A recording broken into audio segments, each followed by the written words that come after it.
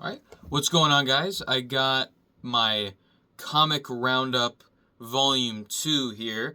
It's been a while since the first one. I've been reading a lot more comics.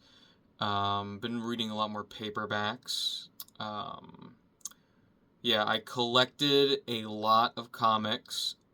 Over there, if you see behind me, I went on a little vacation and I bought a bunch of paperbacks from the exchanges around my local comic shops, pretty much anywhere. I think I spent like $280, and I got like 60 like books, graphic novels, so that was pretty awesome. And I've just been piling my way through them. That was like all the way to there, so making some progress.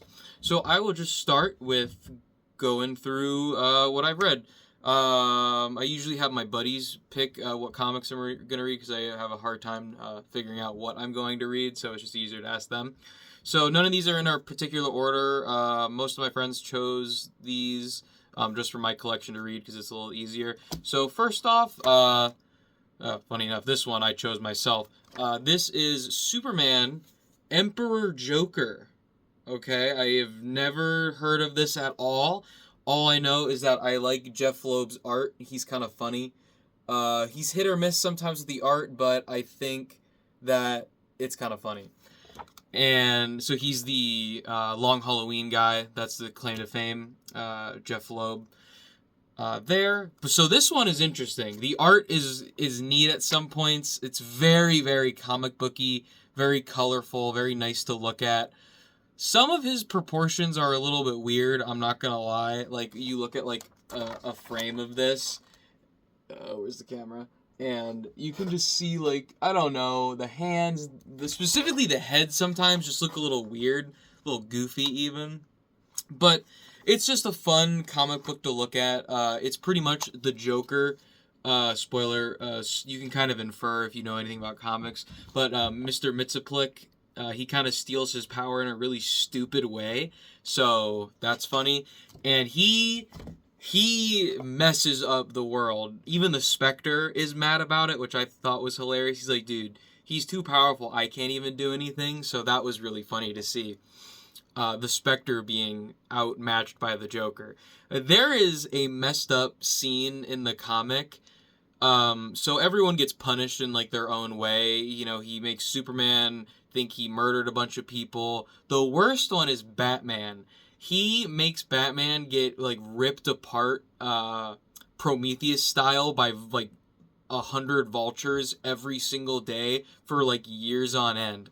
So he like actually broke Batman. And it was like sad because Superman had to witness him being killed.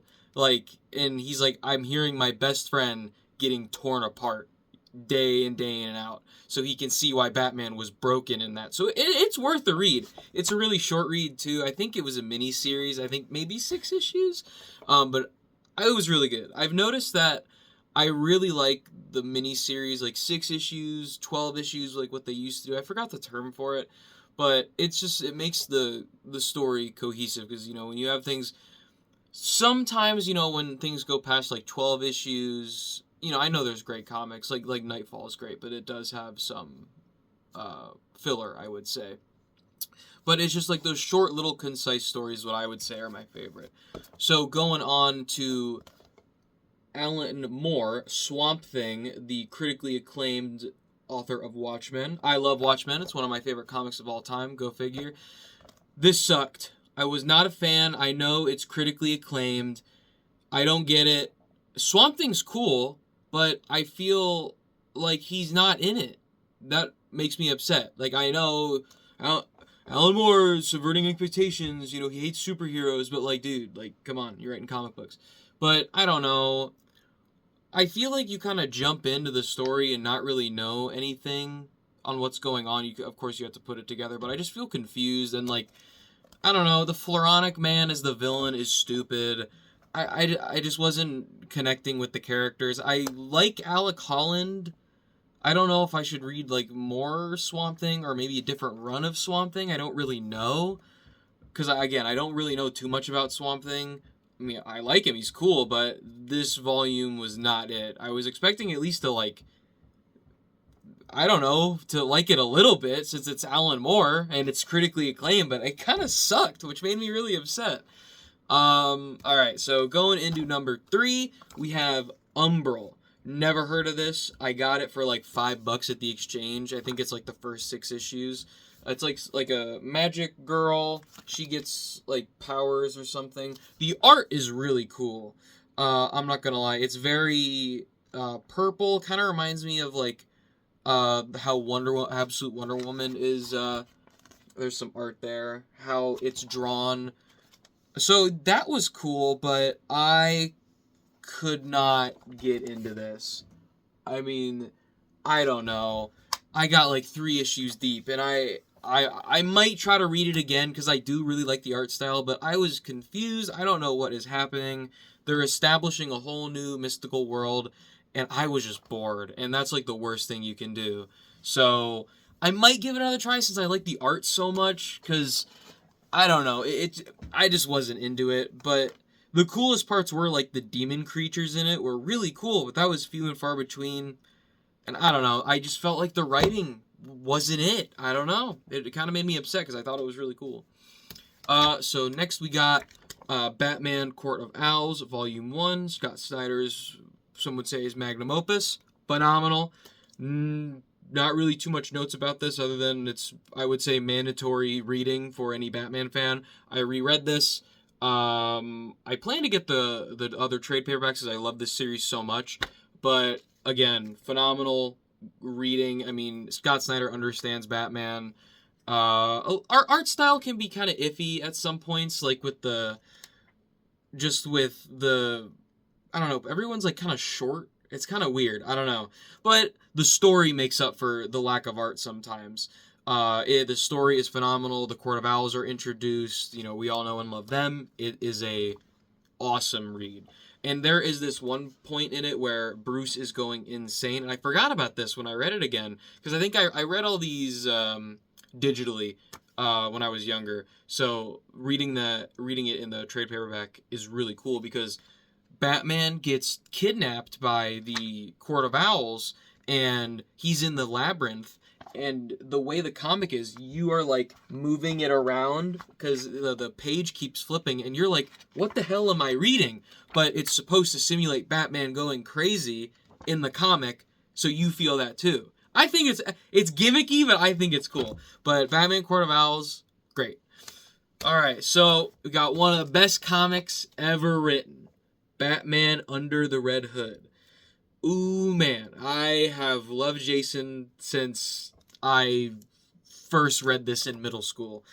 I've never read the Red Hood The Lost Days, which this deluxe edition includes, so that's really cool. But again, the writing in it is phenomenal. It's such a tight graphic novel. I mean, everything just works in it. You get to see, you got to read Death in the Family to understand what's going on with Jason, but I don't know. Everything just works. Jason is an amazing character. He's my favorite Robin there is. I just think his dynamic with Batman is perfect. And Judd Winnick is like the definitive Red Hood writer. I don't know. No one does him better. I mean, he's the dude that created him. So what do you think? And he doesn't have the world's worst design ever, which he has in Modern with the stupid half mask. Not a fan. Not a fan of that. Not a fan of the white little thing there. Not a fan. What are you gonna do? But the new parts that I read, the Red Hood The Lost Days, I never read those before. Phenomenal. Just more context, also by Judd Winnick.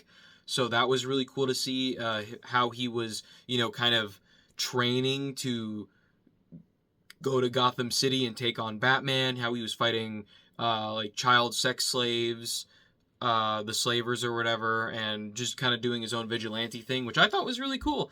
It was really cool to see that context that I literally just like didn't know, so that was really awesome. We get to see like Hush in there, so there's some Jim Lee art, which is cool. But not again, mandatory Batman viewing. This is one of my favorite stories. I could reread this to end of time. It's just so good, and like just the speech that Batman has with Red Hood at the end. My only complaint, I would say, is in this is how abruptly it ends. That has always been my complaint, but everything else, perfect. So, this was a new one, The Sandman. Never read any of these. I know they're critically acclaimed. Really liked it. I was surprised. I've never really read any Neil Gaiman, whatever it is. But no, really liked it. I watched like a few of the episodes of the TV show when it came out. Liked it, but I think I kind of fell off of it. But this is really cool. The art is really neat to look at. It's that, old school, I believe it's a 90s comic. Quote, old school, just dream-like, go figure, art style, which kind of similar to Preacher in a way, art style wise, a little bit, and of course some subject material. But I don't know. I really like the character Dream, quote Sandman, and Neil Gaiman's reimagination of Sandman the character. So that was really cool to see. A little slow in the first two issues, but after that, I would say it got me in to read the whole thing.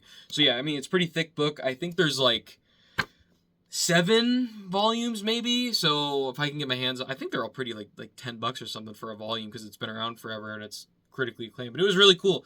I really want to read the Death miniseries because she was really interesting. Like she's the personification of death. That's kind of the whole shebang here. There's the personification of like lust, I think, death, dreaming, stuff like that. But death is really cool because she gets it. Death sucks. She's like there for people when they die. I don't know. There's some really interesting dynamics with her in it, and I heard the miniseries with her is kind of awesome. So I don't know. I really liked it. I wasn't expecting to like it, but I don't know. It kind of got me. So yeah, I am a Sandman fan now. Good job. All right. This one really isn't a book, but I just get included here because I just kind of read it as well. But this is Lee Bermejo's Deer Detective, and this goes through all of his famous art. It's pretty much just like an art book for Lee Bermejo. He is one of my favorite artists in the game. I mean, he makes these like macabre, really realistic drawings. I don't know. I love this dude. It's just a shout out. His art is so good. One of my favorite ones here is Batman holding a kid at like a nightclub. I don't know. His bat suit. It's the Noel bat suit. I love it. It's one of my favorite bat suits. I don't know. It's awesome. Just a short little art book. And then next we have Game of Thrones Volume 1. I've been into a lot of Game of Thrones recently. I have Knight of the Seven Kingdoms that I plan on reading. So can't wait for that. This show was great, by the way. But yeah, this is Volume 1 of like 12, so there's a million of these. I really liked it. It's a lot more fantastical version of the Game of Thrones TV show. So you get to see all the characters you know and love in a little bit more fantastical way, which I thought was really cool. Everyone, if you're familiar with the show, you're familiar with the book. It's a lot more medieval fantasy than the TV show. I don't know. I really liked it. Short and sweet. Okay, I was interrupted by a phone call from my mother. But yeah, Game of Thrones, short and sweet. It was good. Recommend it if you like the Game of Thrones series. Next we have here is Lady Mechanica. Never heard of this one before at all, but steampunk, I'm down for it. Love Steam Powered Draft, one of my favorite bands. This was good. I really want to read the next one.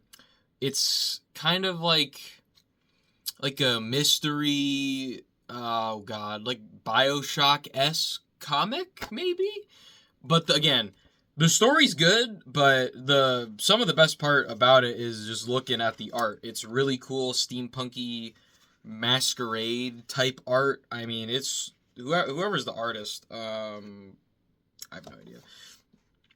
Is really good. It's really like, they go to a bunch of carnivals. You see all that ornate, things that steampunk is known for. A bunch of really cool costumes. I don't know. It's a really fun comic, really short. I think they're still making them, so she's really popular.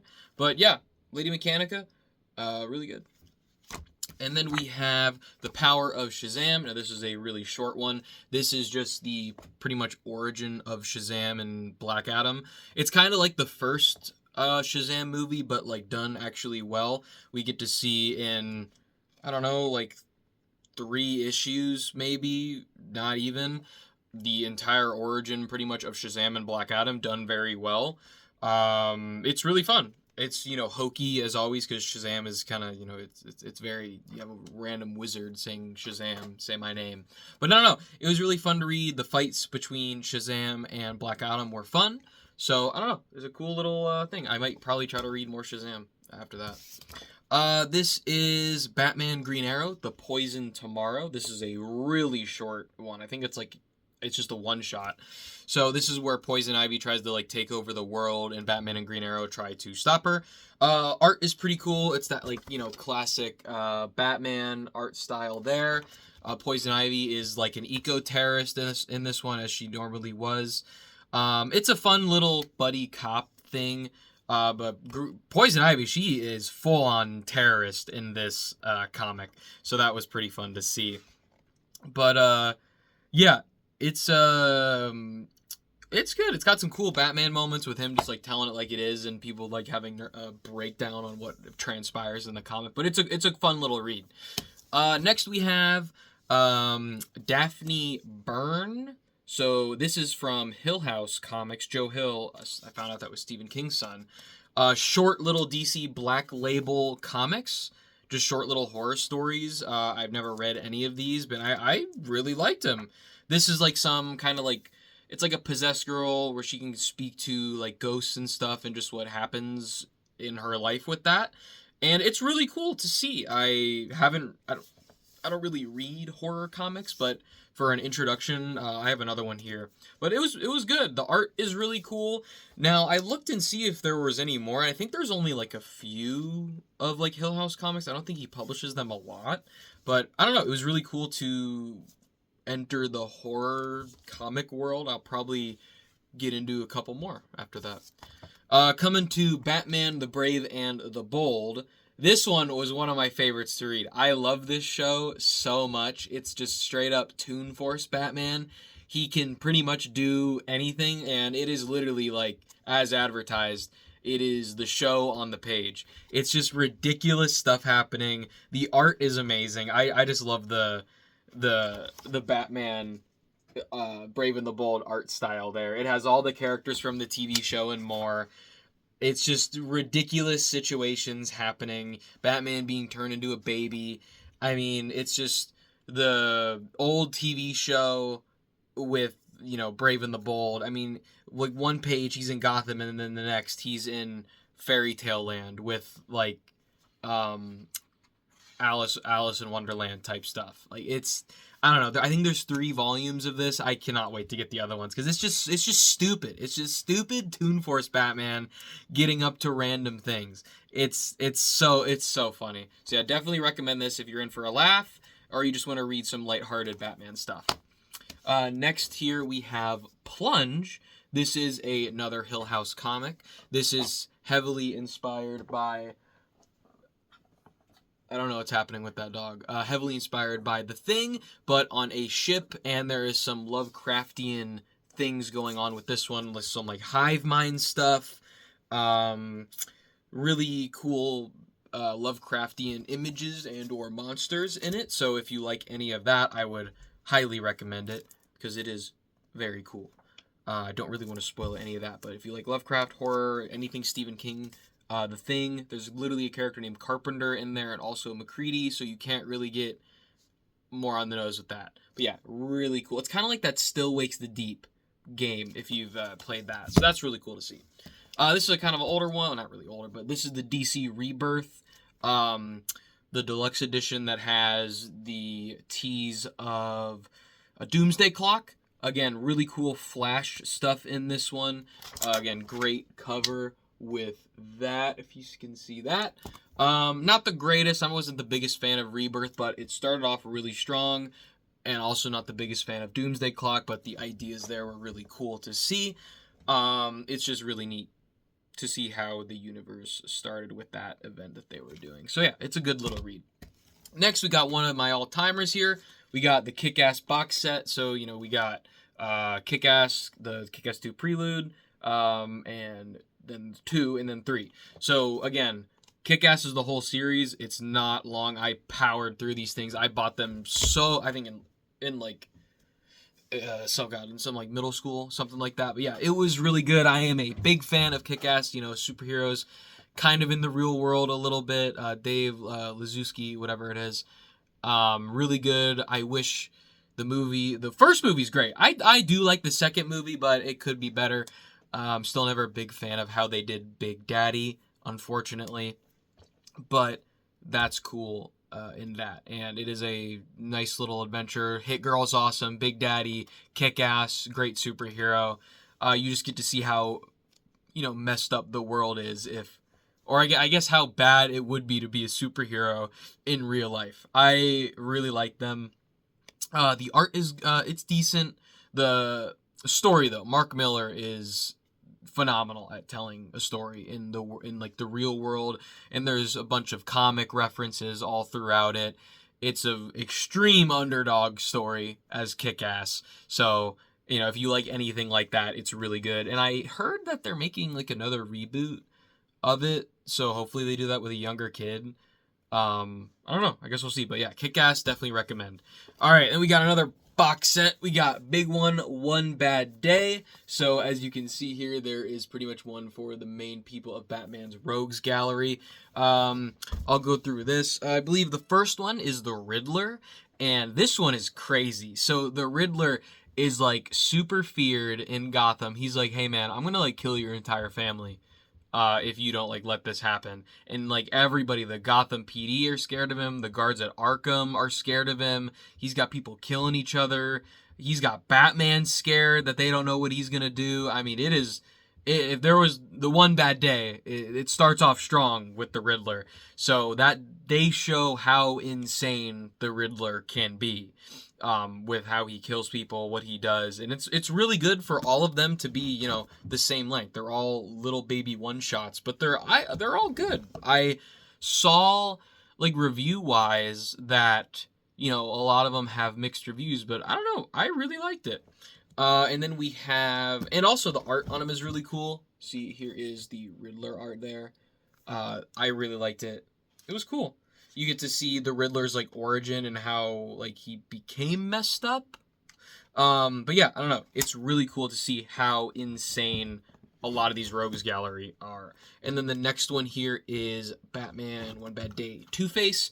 This one I guess you could say was weaker, but I still really liked it. You get to see again the kind of double side of Two-Face. Is it a split personality or is it always Two-Face? It is always Harvey. But you get to see him like pretty much kill his dad in this one in a pretty crazy way. So it shows that there's no coming back from this. As you kind of see a lot of these, the theme of One Bad Day is that Batman misses his friend Harvey Dent, but Two-Face, he's kind of too far gone at the end of the day. So that one was good. And then we have Penguin. I guess you could say this could be another one that could be okay, but I still like them all. This is the Penguin pretty much loses everything from Umbrella Man that takes all of his money and all of his cred around Gotham, and it's just him building his way back up to the top. And I don't know, it's a cool little underdog story of Penguin, and there's also cool interaction in it with Batman and Penguin. He's like, dude, like I ran this city with respect, and now this Umbrella Man just doesn't care, and people are dying that shouldn't. So Batman, let me just kind of finish my business, and we can call it a day and go back to our normal stuff. And Batman's like, you got one day, or like you got one night. It was a really cool scene with them because there's a mutual respect that crime's not going anywhere. But would you rather have a guy that's killing everybody or a guy that's like managed chaos, as in the Penguin? So I don't know. It's really cool to see that. And then we have Mr. Freeze. Now, I did like this one. It's a different take on Mr. Freeze, but it also makes me upset. But it's still good because this one kind of turns Mr. Freeze into a real bad guy, okay? So he's kind of like an abusive person to Nora, where, he really needs her just to function, not like he really loves her. It's just he's he needs her to just like continue living. I don't know, they kind of make him weird in this, that like he kind of created the issues for Nora instead of just like letting her die, which I kind of don't like, because I like when Mr. Freeze is that tragic, bad guy, because, your significant other or whatever has this illness and you're able to cure it, or quote cure it, you develop a cure, so you freeze her, and then the only reason why you're doing crime is just to help them, just to cure them. So I liked it, but I also just don't like whenever they do my boy Mr. Freeze like that, because he's the GOAT. But yeah, there's some interesting interactions there. And then we have Catwoman, One Bad Day. I really like this one. The art is very good. Whoever the artist is, they do a very good job of drawing Catwoman. She is very good in this one. The art style is really cool, really fine, clean lines. But this is pretty much like a heist gone wrong type scenario. She runs into like this criminal thief, whatever, that's like better than her, and she just like changes, like disguises all that. So it's just like her trying to one up this criminal, and she just gets her shit pushed in a lot. But yeah, I don't know. It's interesting. It's really good. There's some cool interactions with Batman and Catwoman in it. Specifically the suit. I got it right here. This suit is clean, if you can see this. This is awesome. It is a clean bat suit, so it's always good to see the two get together in this one. So yeah, I don't know. I really liked it. It was a short little heist thriller, but yeah, it was good. It was definitely not in the norm of One Bad Day so far, but it was really good. So here is the best One Bad Day. It's Bane. So Bane and Batman, it kind of starts off with Bane like he's not really the mercenary villain anymore, and he kind of just doing like weird wrestling stuff, and you kind of see some guy give him Titan to like, hey man, I want to see you be Bane again, break people and all stuff like that. And then he's like, no, I'm not going back on the Venom. And then he's like, why? It's stupid. So it goes into this really long story of how him and Batman were working together to get rid of all of the Titan in the world, because of how dangerous Titan is. So we get to see during one of their escapades, major spoilers, but it's really cool, is that Batman actually like sacrifices himself to save Bane. So he's dead. Batman dies. And Bane kind of just ultimately respects Batman for doing that. And I don't know, it's really cool to see them work together, and Batman dies to save Bane because he kind of reformed Bane in a sense, but also his bad day is him dying. So yeah, there's this guy that tries to create like a new super soldier. He's like, no, but I don't know. It was really cool to see the interaction with Batman and Bane working together, because I feel like we don't see that a lot. The next one here is Clayface. This one would be the perfect story. I know for the movie they're doing the Batman animated series, I think like 2-parter with Clayface, but this would be a phenomenal Clayface like second movie maybe if they would do that. But this is like a body horror murder mystery. I mean, he's killing people, just like absorbing them when things don't go his way, after he's using his Clayface abilities to become different people. And he's just murdering, I think it was like 9 people, and he runs into Batman. There's this really cool opening shot of Batman's like, 9 people, Basil, like, Basil Carlo. He's like, you killed 9 people in one day. Like, what are we doing here?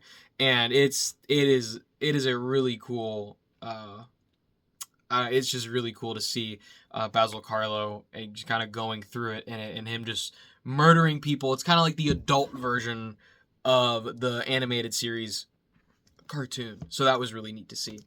And this one is neat. This is the Ra's al Ghul story. So, of course, we see Ra's al Ghul wants Batman to become, the next head of the demon or whatever. We see that with Damian in it, and we get some really, cool scenes in there, cool fight scenes. Of course, Batman doesn't want to be the head of the demon, because nobody really does, and Ra's al Ghul is crazy. So, spoiler, Ra's al Ghul kills Batman. He straight up just stabs him in the stomach, and he dies. and then I believe Damien throws him in the Lazarus pit, and then Charged Up, they go on this really, really cool fight, and I don't know, it's really neat to see. I think we see Ra's al Ghul kind of get like a good ending in it, so that's neat. But yeah, I don't know. It's really cool interaction with, you're gonna take over the League of Assassins or whatever, and Batman's like, no, fights him. He falls off a cliff and kind of fades into society or whatever. But I don't know. It's cool. So the ending one here is the Killing Joke. I don't know. I think they just include this because it's wasn't one part of Bad Day, but Killing Joke's, it's great. Movie's one of the worst adaptations ever, but it's great because it shows that Elseworld story of Batman killing the Joker. So we get to see that.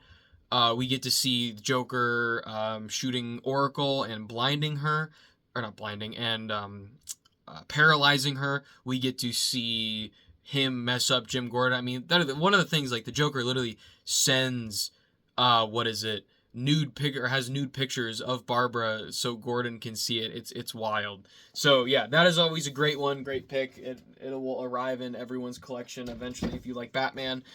So going on to that, so One Bad Day was really good. This one came out of nowhere. This is Batman Universe. Never heard of this at all. Brian Michael Bendis gets it. This is like a Justice League Unlimited comic book. I really dig the art style. It's very cartoony, if you can see that. But it's also like semi-serious, so that's really cool to see. I don't know, it's not that long, and I wish that there was more. I looked up, I don't think he's really done a lot of Batman runs, but we get to see White Lantern Batman in this one. I don't know, it's just a fun adventure with the Justice League. It's a lot of him and Green Arrow, but they shoot off each other very well in it. The dialogue is on point. None of it's boring. It's actually really funny. Like, in the beginning, you have them going to Gorilla City, and then he's like, yeah, not like the other Gorilla City. And then Alfred is like, there's another Gorilla City. So it's just like that Brave and the Bold, old school Batman, where things are just kind of funny and, make no sense, but also work at the end of the day because it's a comic book. And that is this is like what a comic book should be. It's fun. It's got a good story. It has stakes. I don't know. It's really good. The Vandal Savage is the villain of this one, so I feel like we don't see him a lot nowadays. But it was a really fun read. So yeah, that was really good. That was a standout. This one I bought just because John Cena was on the cover, and that's pretty funny.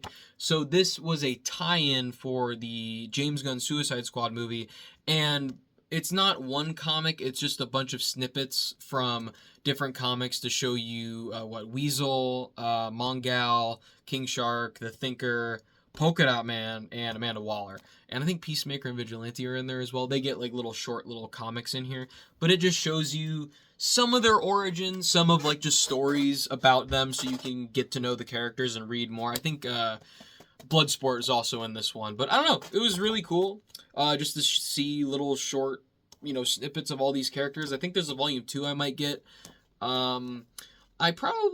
Mongal is kind of boring. King Shark was cool. Polka Dot Man is just funny. The Thinker was decent. That was actually a fun one. Weasel was kind of eh.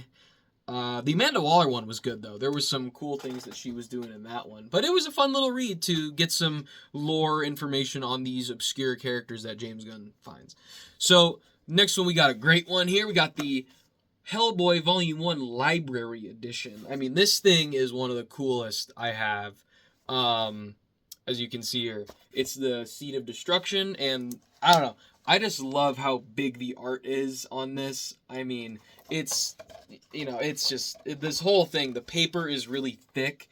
It's just, I don't know, Mike Mignola's art is so cool. It's just that all really deep black shadows, and just the Hellboy art is awesome. I've never read Hellboy before this, and I cannot wait to get the other volumes of this because it's really cool. You got mythological creatures killing Nazis, and then there's the BRPD or whatever, that the Paranormal Investigative Bureau or whatever. It's kind of like SCP in a little. I think that's why I like it or whatever.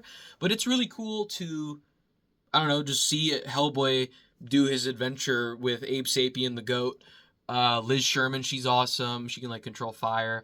But I don't know, it's a really cool little, in that one volume, you get answered a lot of questions. You get new questions that arise. So it was really fun read. So if you're ever thinking about reading Hellboy, I definitely recommend it.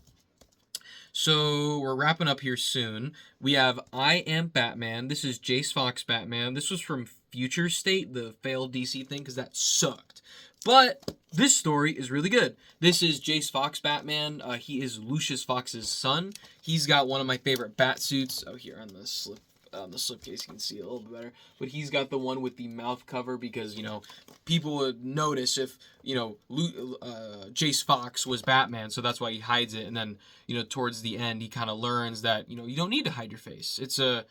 It's a really good story. It's got some political meanings in there, but it's good. It's a kind of finding yourself story because think about it. Jace Fox being a black dude, there's I think of course a lot of people were mad about this book when it came out because Batman's black. It's like, dude, he's Batman, but he's not Bruce Wayne. Crazy. There can be multiple Batman, as we've seen. So that's a whole thing. But I don't know. It's a really good story. He finds himself as Batman in this one. He's badass. He's got some really cool fight scenes. He's got like these tonfas that come out of his suit. It's really cool. So yeah, definitely recommend that. And then we got part 2 here of Sin City. I read the last one in my volume 1, but this was, I wouldn't say it's as good as The Hard Goodbye, but it's definitely very good. Now, I hear it's just a straight fall off after this one, but I guess we'll see once I can find them. But again, the art is amazing. I mean, Frank Miller, before whatever happened to his art skill, it's good. We get to see Marv again, so we love Marv. Yeah, it's just a fun, we're back in Sin City doing, crazy stuff, people dying, people getting murdered, all types of fun, some cool action fight scenes, very similar to the movie. Again, it's just, I love the art style, I love everything about Sin City, it's really cool. Alright, so we got our last one here, I'm pretty sure, is Rorschach. Now, I've never really read, apart from Doomsday Clock, and I think maybe the Ozymandias before Watchmen, but I was very surprised on this one being good, because all I hear is that anything that isn't Watchmen is just bad, because it is hard to... I mean, it's one of the best comics ever written, so it's hard to follow up. But this is like, it's a continuation and not... So, unfortunately, Rorschach isn't in this, or I guess he could be, depending on how you define how souls are transferred, maybe. But it's kind of about Rorschach living on in the modern world, I think like 35, 45 years later, after the events of Watchmen. And we get to see how that manifests as people kind of dressing up as him and doing the same things he would. So it kind of works as like the people are Rorschach type thing, and it's also a detective story, kind of told out of order. And I really liked it. I was very surprised. It was kind of confusing in the beginning, so I might reread it one day, or I probably will. But it was confusing at first, but you see moving, you see the references to Watchmen, of course, because they got to sprinkle that in there. But I don't know, it was really fun. I don't really want to spoil it just because it's really cool. Like, a really cool reveal on everything that happens and what just happens in the story. So, I don't know. This Rorschach was really good. Very surprised. DC Black Label hitting it again. So, yeah, that's pretty much it for Volume 2 here. I will definitely have Volume 3. As you can see, I have more comics to read. So, thank you for watching. And if you like the video, please subscribe. And if you have any recommendations for me to read, watch, whatever, put them in the comments. See you guys in the next one.